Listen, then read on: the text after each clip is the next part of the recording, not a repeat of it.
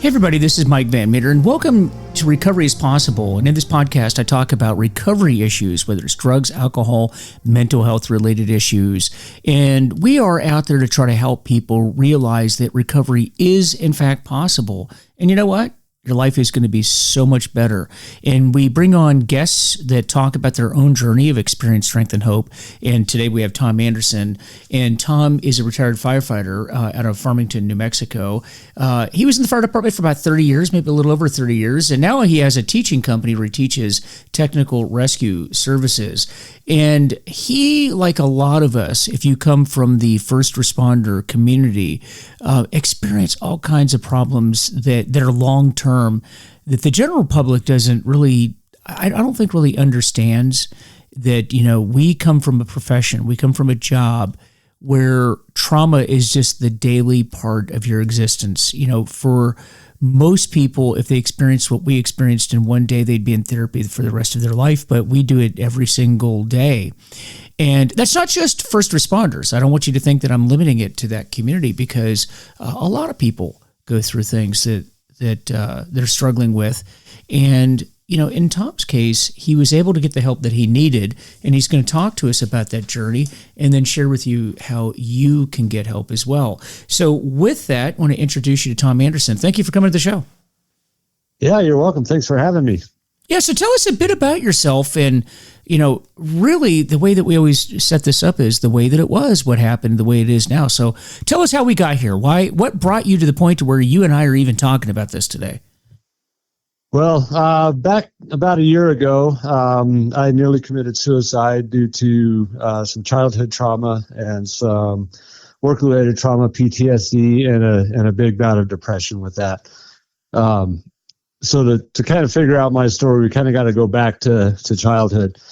So we all experience childhood trauma of different sorts, whether it's violence in the home, early divorce, traumatic injuries, whatever it happens to be. Well, I've got a little bit of all that stuff in my story. But for me, I'm not going to dive too much into my own childhood trauma, but I will say the first time I ever witnessed somebody actually lose their life, I was about 5 years old. I was sitting at soccer practice, getting ready for it to start, and I remember, just like it was yesterday, my friend Shane, his mom pulling up to drop him off, and he ran out in front of the car and was hit by another car. So I remember watching him fly through the air, coming off the front of the car, landing on the ground, and not moving. And, you know, being whatever kindergarten age is, 5, 6 years old, just, you can't really make sense of what it is that you're actually seeing. And pretty quick, I started hearing sirens, and I thought, wow, how lucky the fire department's coming. How lucky is Shane that he's going to get to hang out with those guys, or those guys are going to help him out, you know, not realizing the gravity of the situation. And as this incident kind of continued on, I distinctly remember them splinting arms, legs, doing CPR, the ambulance pulling up, and I'm thinking, this kid is so lucky. Now he's got an ambulance. He's going to go ride in one of those. And kind of once they transported him, they walked us off the soccer field in a single file line. I remember seeing the news cameras, and I thought, man, we're going to be on the news. What a good day is this, you know? And not really ever being able to process what it was that I saw, not really receiving any kind of counseling or anything like that. So I never processed that. And as life went on, I got older, I started to notice, you know, every time I would think about this certain location, or I would drive by this certain location, these memories would come flooding back. So I didn't process that for 40 years. And then fast forward a few years, I was about 15 years old at a summer camp in Colorado. And I was very good with horses. So we were out on a horse ride. This big thunderstorm came in, and we had just gotten our string of horses back to the barn. And I heard one of the barn crew people yell, Tom, come on, let's go. And so I looked up, and she was running. So I just took off running. I didn't know where we were going or what was going on. And what had happened was lightning struck near another string of horses, and a horse went back and fell over on top of a kid. And I was the third person. I was the third person not involved with that string of horses to be on scene.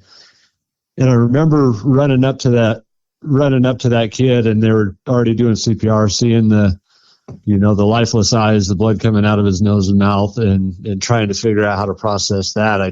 I hit a freeze state where I just kind of stood there knowing I had to do something, but I didn't know what to do. And it actually took the lady from the barn crew to come up and grab me and shake me out of that and say, we got to get these kids out of here.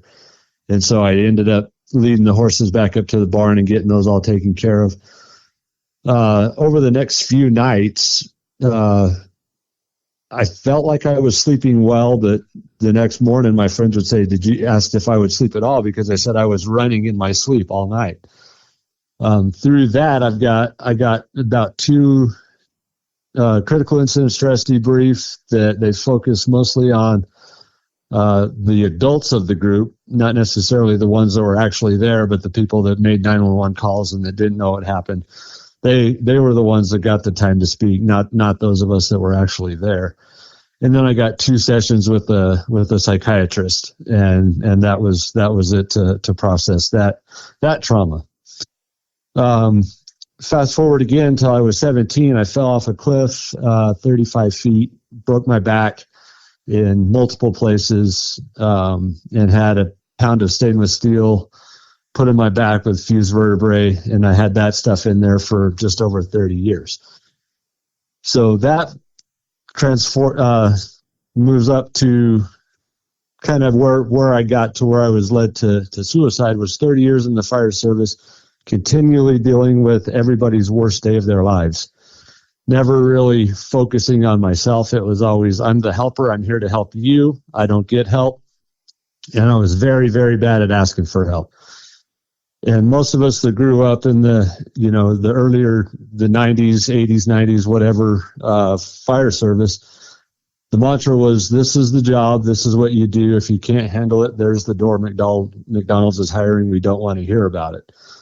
And so that was deeply ingrained in me, to where I would run on these traumatic calls, and I would not be able to express other than kitchen table therapy, which the fire service was really good at. We'd go back and sit at the dinner table. We just saw some horrific accident, and we'd go back and we'd sit down and we'd eat spaghetti and act like nothing happened, making jokes and trying to laugh the day away. And that's how we always treated any kind of traumatic or any call that we went on. It wasn't, let's go on this call and then we're going to take an hour, we're going to go back and talk about it. It's like, we're going to deal with this call, and probably before the fire station, we're going to get another call. We're going to have to deal with that, and then another call. And so everything just always got buried real deep down. So over the past probably 10 years or so, I was having significant back pain, to the point where there were days that I could barely walk. I was on the maximum dose of gabapentin at 2,400 milligrams a day, just to keep me walking. My left leg would just disappear, and my driver actually saved me from falling into bushes on multiple occasions, walking into somebody's house on a call. Through that time, I really started not liking life. I was tired of being in pain. I was tired of hurting. My inner critic was kicking up pretty hard, to where there wasn't a nice thing that I could say to myself. Everything was always, you're a fraud, you're a fake, you're not as good as everybody says you are. Things like that. At home, I shut down for my wife. I wouldn't talk to her. And it took her actually cornering me. Well, we'll get to that here in just a minute. So I started having all these negative thoughts, and the pain that I was living in would just drive me, into silence, into isolation, all that kind of stuff. Well, back in 2022, I went up to a place in Vail, Colorado, and had a back surgery that removed that metal and basically took away most of my pain. When that happened, I was so excited. I was like, I don't hurt anymore. I'm going to be able to work out. I'm going to be able to function. I'm going to want to talk to people. I'm going to want to hang out with people. And the exact opposite happened. I fell into very deep depression to where my little suicidal ideations that I had with the back pain started turning into something a little bit more real. And it took my wife cornering me in the kitchen for about 20 minutes and just constantly asking me what was wrong. And I would just say, nothing, I'm fine, I'm good, just leave it alone, that kind of stuff for about 20 minutes. And then finally I spouted out about a 15-minute tirade of, you don't love me, you don't care about me, you don't want to hear anything I have to say, you don't care what's going on in my life, I've got nobody, nothing is good, so on and so forth, stuff like that. And she took it, and she didn't really say anything. The next day she texted me while I was at work and said, I understand that your feelings are your feelings, and that's how it is, but nothing that you said yesterday is remotely true. I'm your biggest cheerleader. I'm your biggest fan. I love you. I love to hear what's going on in your life, all of this stuff. And she said, everything you said are classic signs of depression.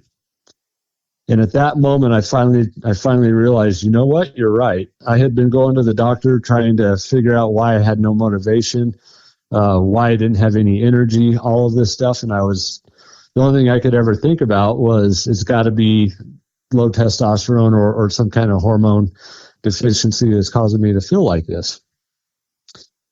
So I agreed. I went in, went to the doctor, kind of talked a little bit, told him what was going on. I wasn't fully honest with him. I didn't really tell him about my suicidal ideations. I just said, I'm depressed. I need help. Just give me something that'll work to get me back to normal. So we decided on going on Wellbutrin. Fast forward about 3 weeks, I was on Wellbutrin. I didn't feel at all different. Everything was pretty much the same. I went back into the doctor. I said, this isn't working. Just give me more. I said, with my chronic back pain, I've got a high tolerance to medication. Just give me more. Give me more. That's all I need is just more of this stuff. He gave me more, and 2 days later, I spent 6.5 hours trying to decide how I was going to kill myself. And I came up with two good solid plans. Lucky for me, my caretaker and my service mentality stepped in. I was working on a fence, and I was not going to leave that fence unfinished for my family. So I had to finish that. And then the next thing that kicked in was that caretaker, and the caretaker part of me was saying, you can't kill yourself at home. You're going to do this, but you're not going to do it at home. Your family is not going to be the ones that find you, and they're not going to know the exact place where you gave up on them. So I began to brainstorm, and I said, well, I can go to a park here in town. And then I thought, you know what? If I do that, then my brothers at the fire department, my brothers and sisters at the police department, they're going to be the ones that have to deal with this ugly mess. So I can't do it. I can't do it there. Well, let's go outside. Let's go out of town a little bit, and we'll get out in the county, and we'll do it out there. Well, I'm not going to drive my truck. I don't want my truck to be returned to my family and for them to know that was the last thing I was ever in. So I said, well, I can ride a bike. That's not a big deal, or I can just walk. And I started thinking about my brothers and sisters at EMS and with the local sheriff's department. I said, now, these people that know me, they're going to have to deal with this mess, so I can't do it there. All right, well, let's come up with a plan B. So I came up with plan B was just to go get a bunch of fentanyl and go to a park and overdose, and there would be no mess. It would just be like somebody was sleeping. So I thought, you know what, that's a good idea. Why don't we just do that? And this fight went on for about 6.5 hours of you're going to do it, decide how and decide where. Once the fence is done, we're going to do this. Throughout that 6.5 hours, I had my phone in my hand the majority of the time, and I could not dial a single number. Part of me was saying, just call somebody, call your brother, call your wife, call your friend Jacob, call anybody. And I could not dial the phone. After about 6.5 hours, the fence was almost done, and I was finally able to dial the phone. And the only person I could think to call was a therapist that my wife and I had seen a decade or so prior to for marriage counseling. I called her up, and she didn't answer the phone. And my only thoughts in my head were, she doesn't want to deal with you either. So let's just go get it done. At that point, I dropped the tools. I started walking into the house to go get a gun, and she called me back. And that phone call back is what saved my life. She was able to direct me and get me to help while I was in this actionable state. But for that 6.5 hours, I was totally out of control of anything that happened to me other than the task at hand, which was fixing that fence and figuring out a plan to end my life. Through this process, I began seeing her, my therapist, Jean, on a regular basis, and she talked to some friends, talked to some family who are also in the mental health game, and they told her that I needed to get off Wellbutrin and get to something else. So I was referred to a nurse practitioner specializing in mental health, and she moved me off of Wellbutrin and put me on Prozac. Through this process, it was decided very early that I needed to go to residential treatment, which my thought with that was, residential treatment is for people with real problems. I don't have real problems. What are my problems? I'm working my dream job. I've dreamed of being a fireman my entire life. I'm doing that. I've got a nice house. I've got a beautiful wife. I've got 2 kids that I've never even had to raise a voice at. My life is perfect. Why would I need to go to residential treatment? And they said that they were very concerned about me, in the meantime, while we were leading up to that. As we were leading up to residential treatment, the place that one of my deals was, I had to be with like-minded people. I had to be with first responders, fire, police, EMS, military veterans, people that understood what death was, what trauma was, what dealing with people on their worst days was all about. And so we located a place in Tucson called Sierra Tucson, and lo and behold, they were not covered under network for my insurance. So we were looking at about a $50,000 bill. And I thought, well, I'm not going to be able, we can't do that. Went in and talked to my insurance rep at the city, and she said that the city was self-insured and that they could write a one-time exemption to that rule and get it covered under insurance. So that took a big load off of my stress level, trying to figure out if I was even going to go to this, because I was not sold that I was in this place where I needed to go to residential treatment. So my bill went from $50,000 down to about $9,000, which would be what I was responsible for. And I was still thinking, you know what, I can't do that. And just trying to find every excuse in the book to not go to treatment. Well, my therapist is good friends with Mark Fetzer, who you've had on the show several times, and his organization, the Guardian Initiative. They gave me a $5,000 scholarship to go to treatment. And with that finally made it palatable for me enough to say, you know what, okay, I'll go. We can afford $4,000. We can make that work. So I spent 30 days at Sierra Tucson working on mental health stuff. And it wasn't until I got there that I really realized that I had some real problems. The biggest thing that I learned down there was that I was not alone in my suffering, that there were other people going through very similar things and other people that were on very similar paths to what I was.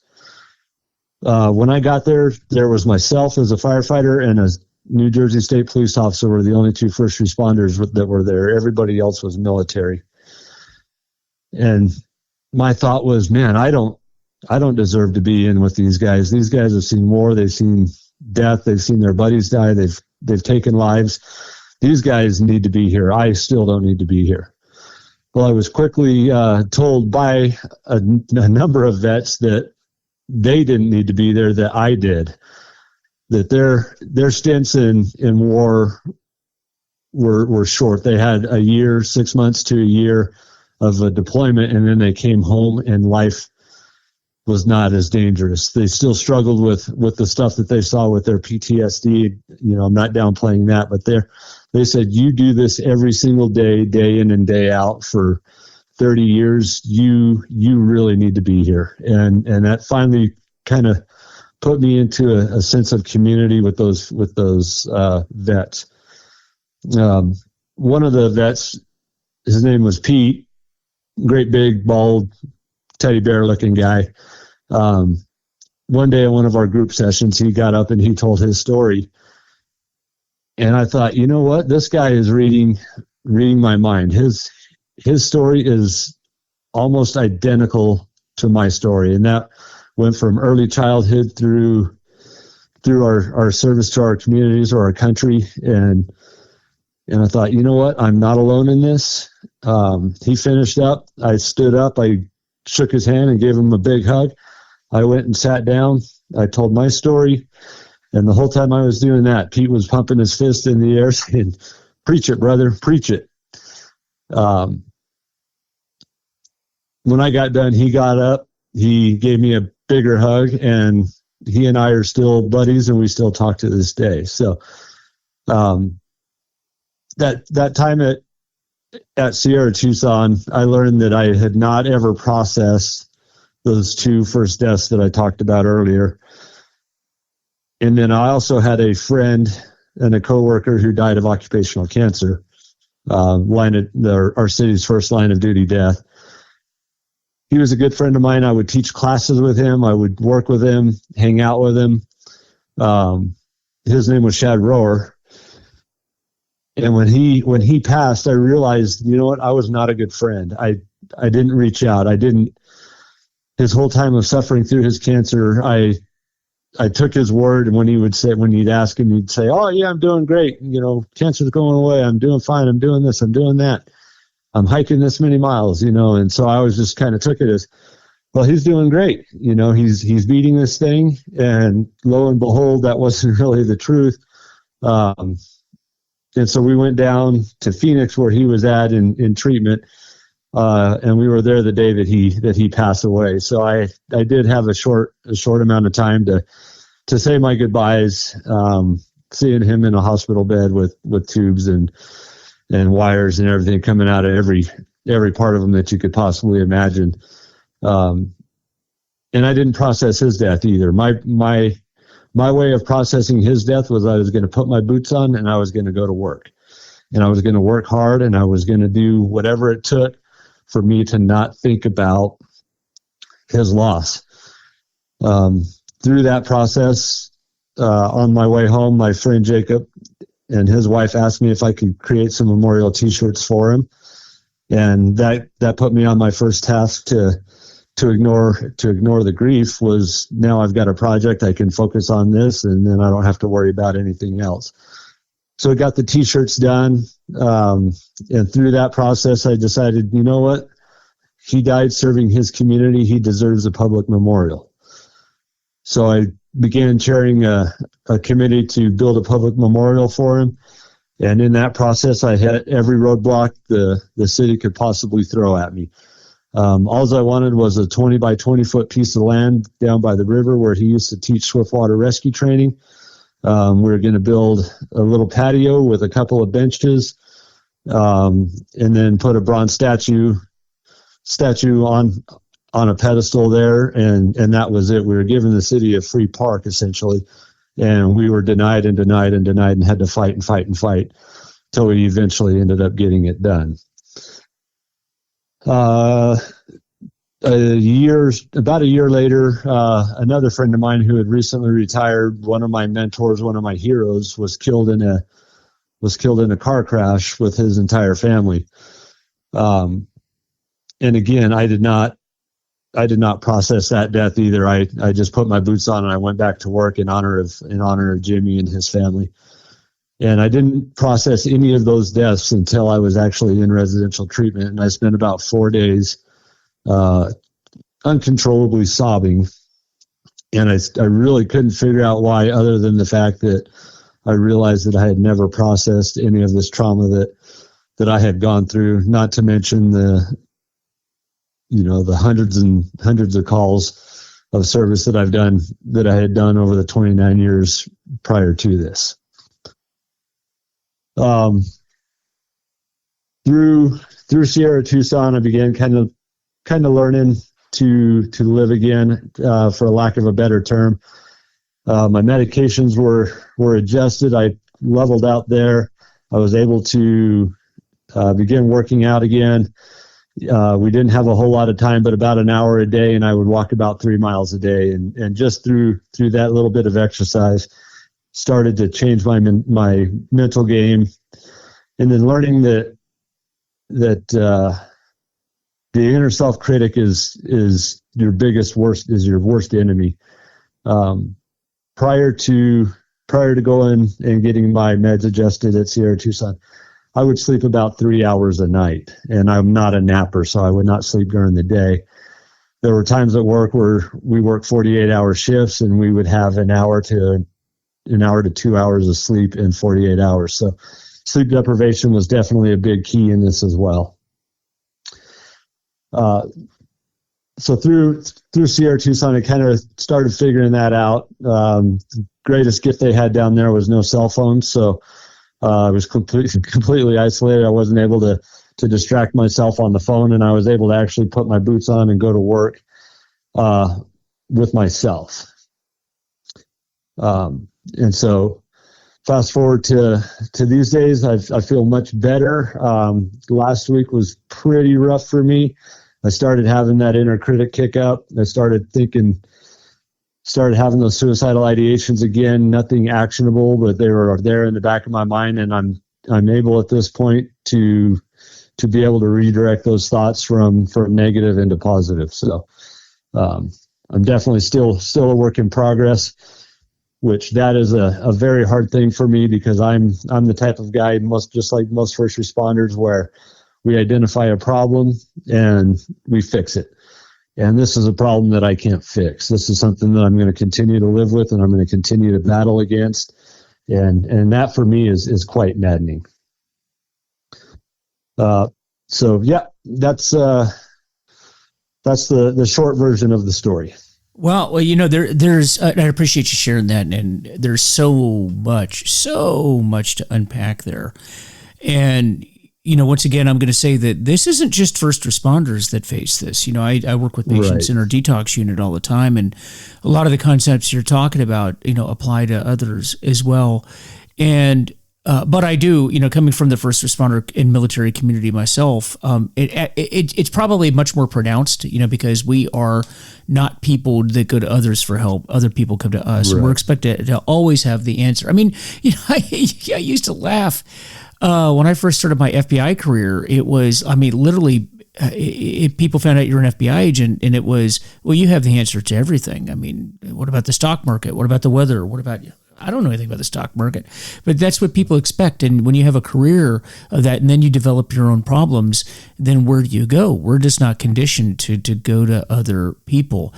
And I cannot, and I will say this too, and this applies to many people, but particularly men and first responders. And so the constant theme that I heard in your story was this idea that I'm going to do this on my own, that I will self-diagnose, that I have the answer to this, and that I know what the solution is going to be. I mean, do I have that pretty much correct? That's kind of a common theme. If you sit and listen to the story, and that's true in my own story as well, and I see this a lot. And let me just preface everything I'm about to say with, I see this a lot with the patients that we have come in, and you probably saw it at Sierra Tucson as well.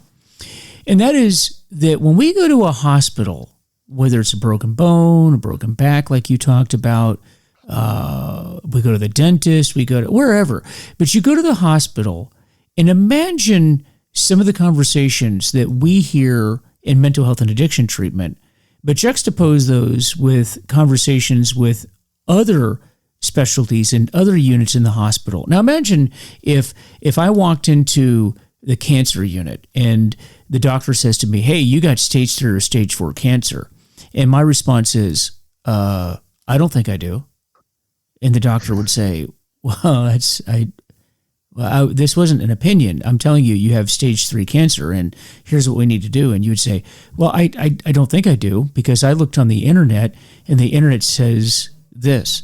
And the doctor would say, "The internet? What are you talking about? We did these tests, and this is what you have."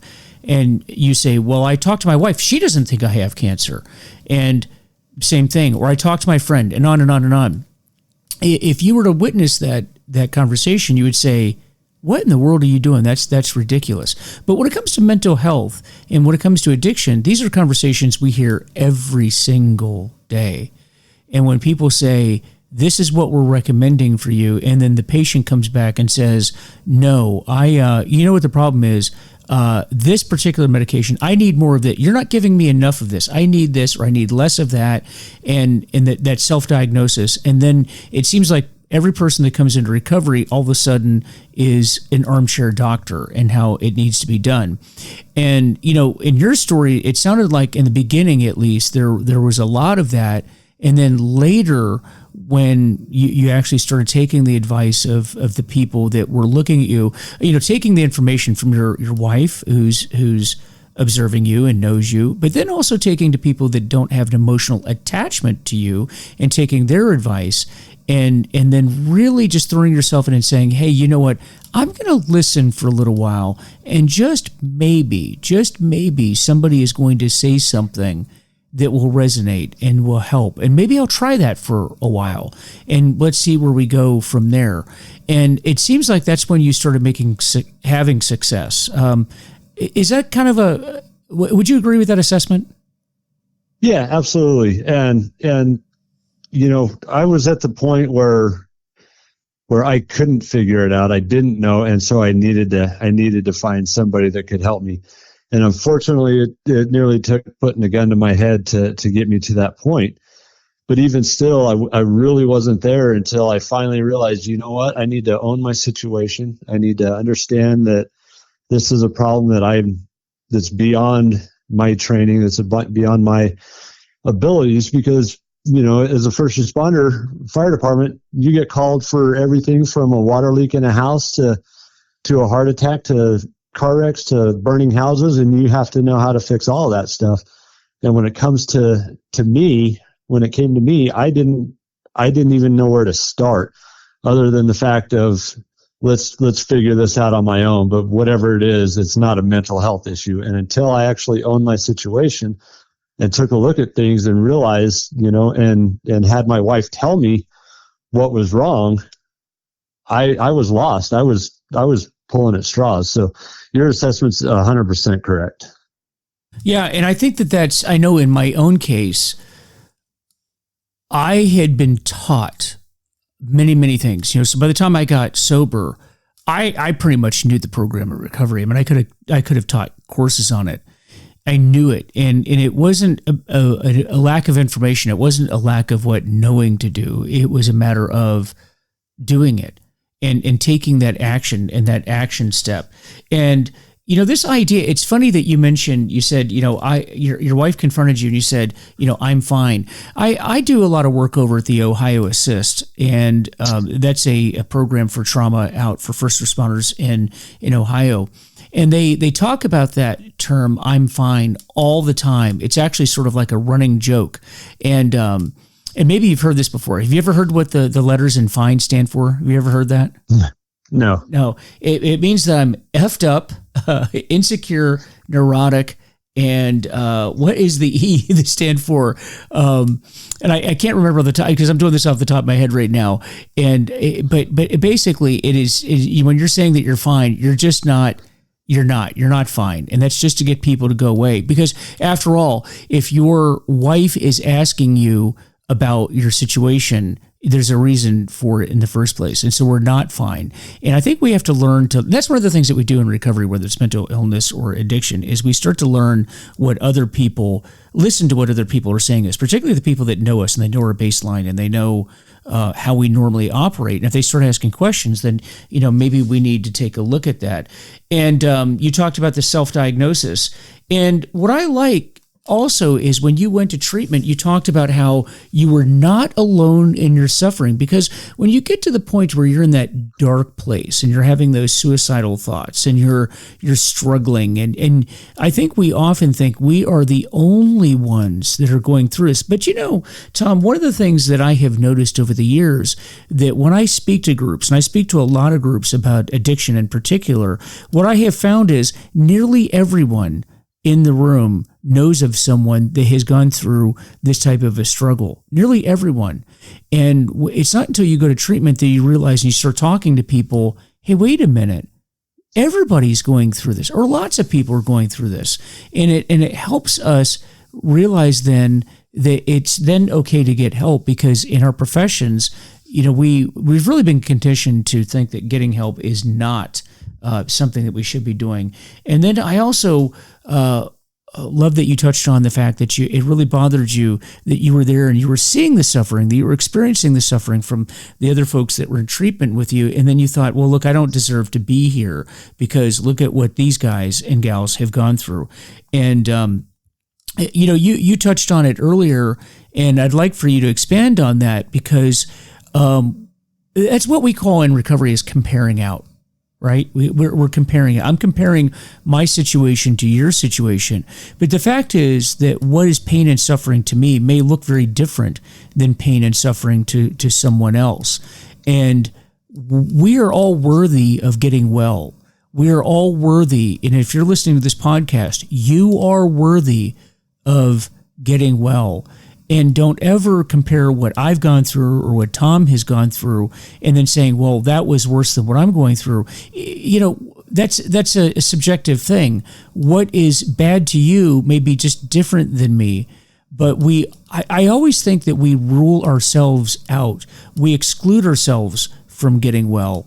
And it's something that we just can't do, because when you finally do get to the point where you've been stabilized and you've, life has gotten back on track, each and every single one of us has a story that someone can relate to, and you don't know what part of your story is going to help others get well themselves. And that's the magic to this, is by helping others get well, we get well. And your story may have a significant impact on someone else. So don't rule yourself out. What are your thoughts on that? Yeah. So I would always compare myself to other people, and that was kind of my measure of success was, I've got to be the best. I've got to be perfect all the time. If I'm not perfect, then people are going to die or their lives are going to be irreversibly changed if I'm not perfect all the time. So I've got to be perfect. And being at Sierra Tucson, it was drilled into me that there's no such thing as perfection. There's the strive for it. And that for me was a very tough pill to swallow. And during sessions, I would always ask that question is, how do I get to a mentality of not being perfect? I would listen to Sierra Tucson, the red, white, and blue program, which I was in, was all vets and first responders, but there was also the general public there too. And they would do large classroom presentations, talking about CBT and that kind of stuff. And my question was always, I have to, if I'm not perfect, somebody's life is going to be forever changed. So how do I get out of a mentality of being perfect? And then they would try to give an answer that I couldn't really understand or that didn't really make sense to me. But then they would move on to other people and they would say, oh, yeah, I was at work and I had this report due and my boss put it back on my desk all marked up with red ink. And oh, it was just the worst day of my life. And I was like, that's such a trivial nothing to be upset about. You get a second chance. I don't get a second chance. And through that process, I began to finally start to learn that, yeah, you cannot compare yourself to other people, because we are all different. The worst thing that ever happened to me is the worst thing that ever happened to me. The worst thing that ever happened to you is the worst thing that ever happened to you. I don't know you. I don't know your experience. I don't know how you deal with trauma or how you deal with bad things. I only know how I do it. And my way is definitely more important than your way. So trying to get out of a mindset like that and saying, you know what? I cannot compare it because we're two different people. We've got different experiences. And like I said, the worst thing that's ever happened to them is the worst thing that's ever happened to them. And so trying to figure out this perfection thing, which is not possible, and just trying to do the best that you can, was really a hard thing for me to learn, to say, you know what, I'm doing the best that I can right now, and that is okay. And coming up with a statement like that, or being gifted a statement like that, was life-changing. Because before, if I was working on a wood project and it didn't come out perfect, then I would tear it up, throw it away, and start over until I had it just exactly how I wanted it. So learning to not compare myself, and then learning that perfection is not an attainable thing, has definitely been life-changing, and has got me to a point where I can actually function better just by doing the best that I can at that time. Yeah, well said. And that's what it comes down to, because, as you said, to that person, that if you're working in an office, you can have a horrible, horrible boss. And I'll tell you that too. Some of the worst days I ever had in my life were not as a police officer, or as a pilot, or even as an FBI agent, but working in some, office jobs I've had, where I've had bosses that were just horrific bosses. And in a lot of ways, that was actually worse than some of the combat or police experiences I had. And so we just don't know. And that's just really, really, really just important to understand for people. And I also loved how you talked about how when you got there and your body and your brain were healing and detoxing off the drugs that you have been given, and sleeping on a regular basis. And I want to touch on that here for a minute too. One of the things that I have noticed, like in my own journey, because whether it's an addiction issue, mental health issue, and I want to be very careful when I say this, because I am a big proponent of medically assisted treatment in helping people, particularly when you're in the acute phase. And there's things that you have to do to get your brain chemistry reorchestrated, neuropathways have to be reset. Your vitamin levels have to be, particularly if you're dealing with addiction and alcohol in particular, you've depleted many of the vitamins and minerals in your body, and GABA levels, serotonin levels. All these things have to be like reset in your brain, and medically assisted treatment can help greatly with that. But I really think in some cases we become dependent on medications, and the ultimate goal should be to take as little of everything, or to eliminate things if you can in your life, just so we're not artificially altering our chemistry. And it sounds like you kind of moved in that direction, and then got onto the right medications too. And really just taking care of yourself, and sleeping properly, exercising. You talked about walking, and then learning to live life again. And, when we have those bad days and depression or issues, trying to use more natural ways, whether it's working out, reading, working on hobbies, getting into relationships, or developing our relationships. And I think we downplay that and overplay the medical part of it. And, tell me if I'm going too far out on a limb, but that's just kind of the conclusion where I've come to in my own life. What are your thoughts on that? Yeah.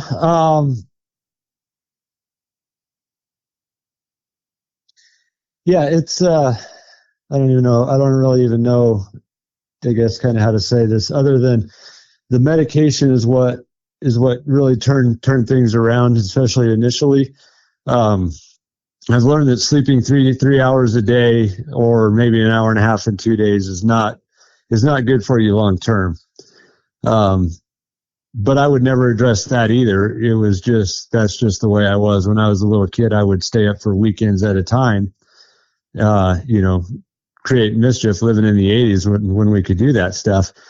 But actually getting on sleep medications and actually being able to sleep through the night definitely had a big impact on getting me to a place where I could actually think and focus on what it was that I was doing. And I hate better living through pharmaceuticals. But I know at this stage of my life and my recovery, that's definitely something that I need. And I'm anxious for the day where I feel like I'm in a place where I can function without it and not go right back to where I was a year ago. Every time I think I have this thing kind of nipped in the bud, I'm feeling good. I feel good for months, and then I have a week where I just feel like I'm starting all over again, and kind of depending on those medicines and that sleep and the exercise and the awareness now of the depression and the awareness of you have to work out, you have to get out of the house, you have to get off the couch, you've got to go talk to people. All of that stuff I think is facilitated by the medications, just because it's given me the energy and the willpower to do it. And that's, the willpower part of it is for me one of the hardest things. Is I'm feeling like crap. I don't want to go do anything. I just want to sit here, be alone. But I know that that's the exact opposite thing of what I need to do, that I actually need to get up.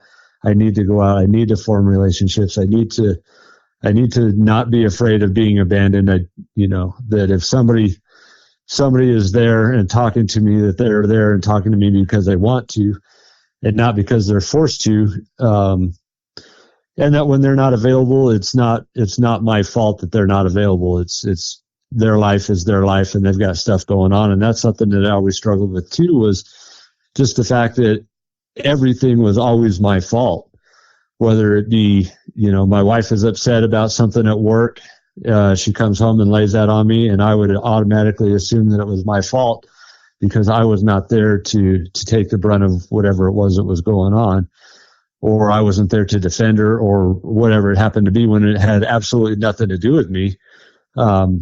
Trying to figure out how, and I hate to say this about myself, but the world kind of revolved around me, and if something good in the world happened, I had nothing to do with it. It was because I was surrounded by good and talented people. But if anything in my world went bad, it was 100% my fault. And going through some of the stuff at CR Tucson with the meds, with the recognition of depression and that kind of stuff, I'm now able to talk myself through that and get that out of my head, that, the world doesn't revolve around me, and that, things happen to people and it's beyond your control, and you can only be there to support them. Yeah, that's absolutely correct. And that's why I was saying, I think that in the beginning, because in recovery, what happens is you got the acute phase, and then, like in the addiction where you got a post-acute withdrawal, and that has to be dealt with. And there's so much just re-regulation that has to occur in our bodies. And like you were talking about, just, dreaming for the day where you're not having to rely on these medications. That's so important. And I think in my recovery, that's where I'm at right now. And I try to take as little of everything that I possibly can. But in the beginning, in the early days, everything had to be re-regulated, and it's very, very, very helpful. But I will say that it's what we do is we are always thinking that we're going to know better than what the professionals are doing, and then we start trying to intervene and think that we don't give it time. We don't give the medications time to work. We don't work through it. We're not taking the advice. And oftentimes that can lead to disaster for ourselves. And I run into that a lot where I'm working right now, where the patients are coming in and they're trying to manipulate the staff into them thinking what they know better. And it just seems like in the very, very beginning, it's important to just listen and take the advice. And when you try a new modality, give it time to see how that impacts. You can always adjust as time goes on, but we're, like you said, the world revolves around us, and we want what we want, and we want it now. And we oftentimes are not patient enough to give the modalities the time to work the way that it needs to. And but it sounds like you did that. Yeah.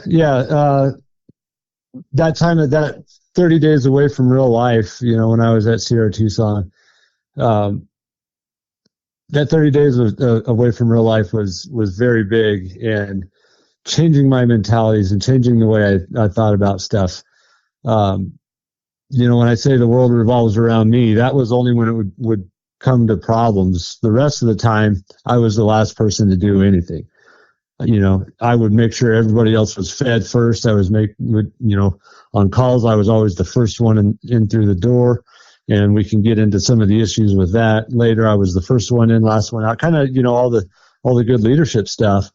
But it took 30 days being away from real life, being away from stress, being away from work, actually sleeping, actually talking through my problems and doing the therapies and doing the work, that I realized that, it's not my fault. Everything is not my fault, and the world does not revolve around me. So, yeah, absolutely. Well said. Now, I know you have a group that you meet with every week. I want to tell the audience a bit about that and how, tell them about the group and how they can get involved and your recommendations on things to get involved with. Yeah. So, what we do is we call it Trauma Tuesday. We meet twice a month, and all it is it's a peer-led group, that's designed for first responders to be able to get around like-minded people and to talk about those war stories, for lack of a better term. How many of us out there, we go to a party or we go hang out with friends and they find out you're a first responder, and their first question is, what's the worst thing you've ever seen? And that's a loaded question, because for me, I'll tell you the worst thing I've ever seen, but you have to sit and listen to it. Because if I'm going to start telling this story and you're going to walk away midway through and leave me with these memories, then we're not going there. So this is a place where it's safe for you to go and to talk about the worst thing that you've ever seen, or whatever it is that's bothering you, and actually give yourself time and the ability to assign emotion to it, to where you can begin that process of recovery. My barrel filled up and started overflowing, and that's where it led me to my situation today. And this whole group is designed to open the tap at the bottom of that barrel so that you don't overflow, so that you can have a safe place so you can go out and talk about it. There's no judgment. There's no, we have strict confidentiality. If everybody's got a story and it's their story to tell, and that's where we leave that is, if somebody tells a story, somebody shows emotion, it's okay, because odds are everybody in that room is going through a similar situation. So, my recommendation is, whether you come to my group or you go to a support group or you just seek out, a mental health clinician, it is okay to ask for help. It is okay to put yourself out there and ask for help. Through my profession, my career, it was always talked about asking for help as a sign of weakness. Well, I'm here to tell you that that's the exact opposite. When I went through my stuff, it was the hardest thing that I ever had to do was to ask for help. I could have very easily just gone on with my plan and continued to try to exist or end my life, but that wouldn't have done anything for anybody, including myself. So this group is completely designed just to get people to start opening up. And I tell everybody, like I said, if you don't come to my group, go seek help. And I've had quite a bit of success in both of those situations. You have my email address that you're going to put on the podcast. If people have questions or need to know kind of what I did or what needs to be done to get this started, please email me. I will definitely get back to you. I hate putting my phone number out there, but if we connect, then I'll give you my phone number. We'll talk about it, and I'll do whatever it is that I can to help you to start a group in your local area.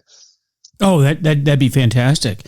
And Tom, I'll put out your email. I'll just say it here, and then I am going to put it in the link in the podcast itself. And it's Tom Anderson with a SON at the end, and the email is firehat, the number 2 at yahoo.com. Firehat, the number 2 at yahoo.com. And Tom, thank you so much for sharing your story with us. Really appreciate it. I mean, I know I got a lot out of it. I know the listeners are getting a lot out of it too.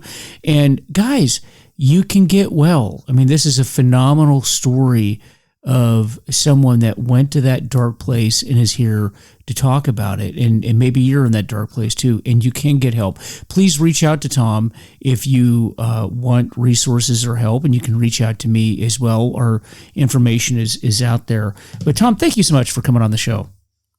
Absolutely. Thank you for having me. Oh, yeah. And everybody, recovery is possible. You take care of yourselves out there, and we're going to be talking soon. Reach out to Tom, get the help that you need, and we'll see you next time. Take care.